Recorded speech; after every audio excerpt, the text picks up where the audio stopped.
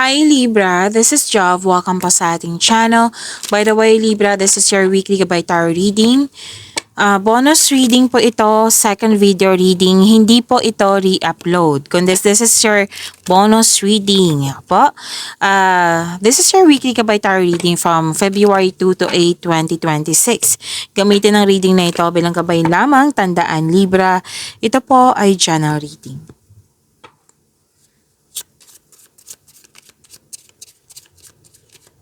Angel number para kay Libra. Angel number 1313, Clarity. Sabi po dito, as the storm passes, the clarity is felt faster than lighting is seen again against a dark sky. The divine is reminding you that clarity is readily available. All you have to do is ask. You have weathered the storm and now the sky is clearing. To attract more blessings, let us say the power affirmation. Let us say, loving energy surrounds me, and I trust that the clarity I feel is the answer I need.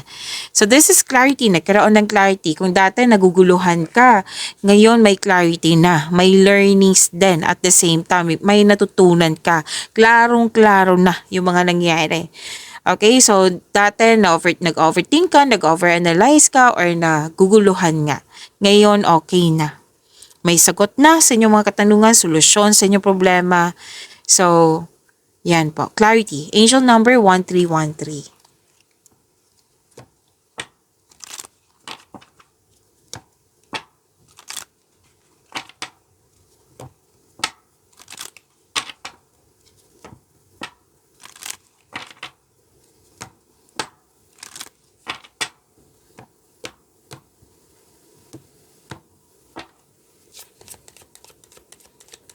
Maraming salamat po sa mga hindi nag-skip ng ads.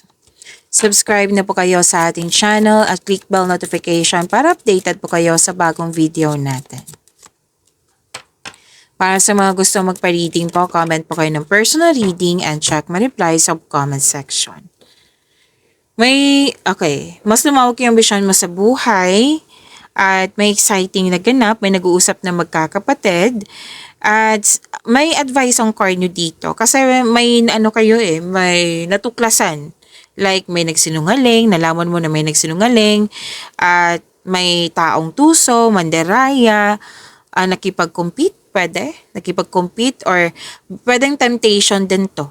Okay, maraming case ng temptation. May taong hindi totoo sa iyo. Tapos, alam mo to, kung sino to, kung ano ito. At sinabi na ng card na may chismis, may intriga. At sinabi ng card na alamin niyo muna, huwag kayo munang magpa-apekto. Alamin niyo muna kung totoo ba yan or hindi bago mag-react. So may solusyon sa inyong problema, may sagot sa inyong mga katanungan, which is sinabi din dito sa inyong angel number 1313.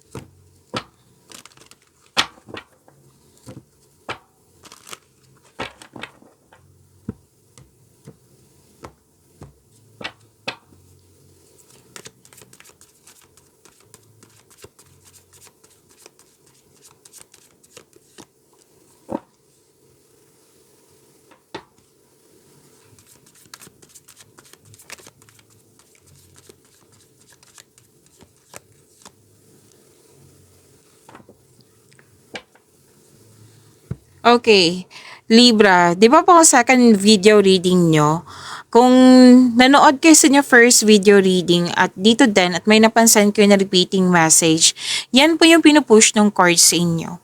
Like for example, di ba, na may nanood kayo sa dalawang video na ito tapos may napansin kayo na repeating message, yan po yung pinupush ng card sa inyo na kailangan nyo bigyan ng atensyon, solusyon at aksyon kung maaari po. So na yung energy ni Libra.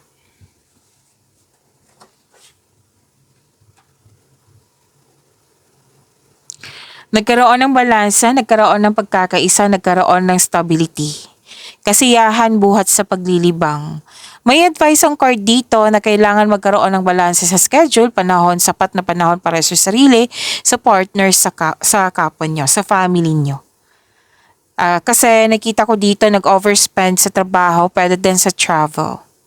Ang ilan sa inyo nagdalawang isip na magkaroon ng desisyon if you're going to travel, enough ba ang money? So nagbabalanse kayo.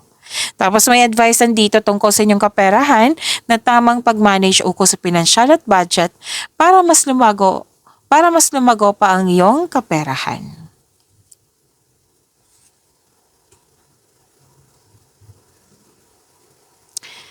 Persistence, self-reliance. May mga ginagawa kayo dyan tapos na or malapit nang matapos. After nito, magbabakasyon ka. Oo, kasi may plano ka ditong magbakasyon.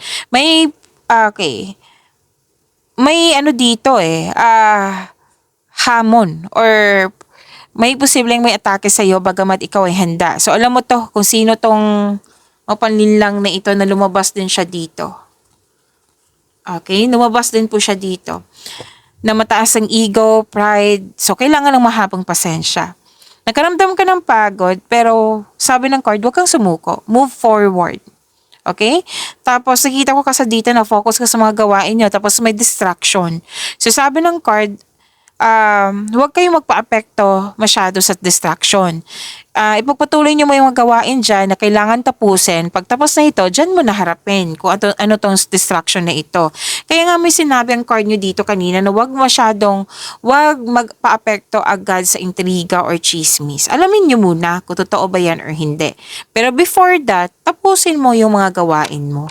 Kasi nakikita ko dito naapektuhan ng yung mga gawain mo dahil sa distraction. Okay?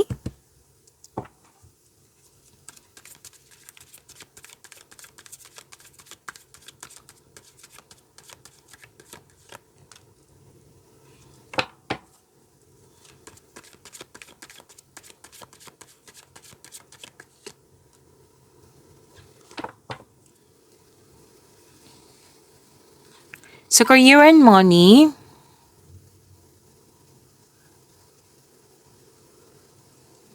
Okay, sabi ng card, magaling kayo sa mga ginagawa nyo, magaling kayo na leader. You are authority person, like masusunod yung decision mo, ideas or plano. Ginagamit mo yung katalinuhan mo o lohika para makamit ang tagumpay. So this is success. Okay, success, magaling ka sa mga ginagawa mo, mas lumawak yung vision mo sa buhay, ginagamit mo yung talino mo para ginagamit mo yung talino mo. Okay? Para makamit yung tagumpay. Tapos, yung promotion na leadership role or promotion, like pagtaas ng kita, sweldo, allowance, andito po. Tapos, ginagalang ka at kinikilala ka ng mga tao dyan kasi marami ka nang napatunayan po. Kung may legal concern kayo, makaka-receive kayo ng mabuting balita.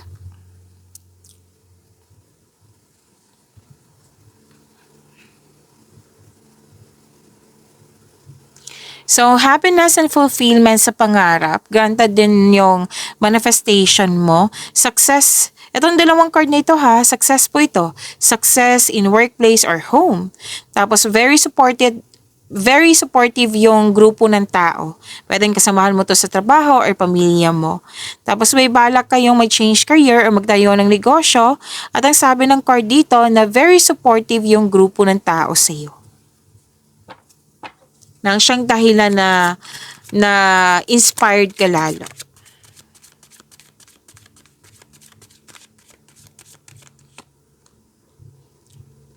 Andito po si Angel of Transformation.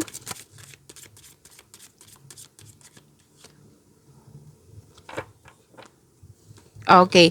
Libra, huwag niyong kalimutan na mag-subscribe sa channel natin at click yung bell notification para updated po kayo sa reading natin. Marami na kayong February na video reading hanapin nyo lang po dito sa channel natin.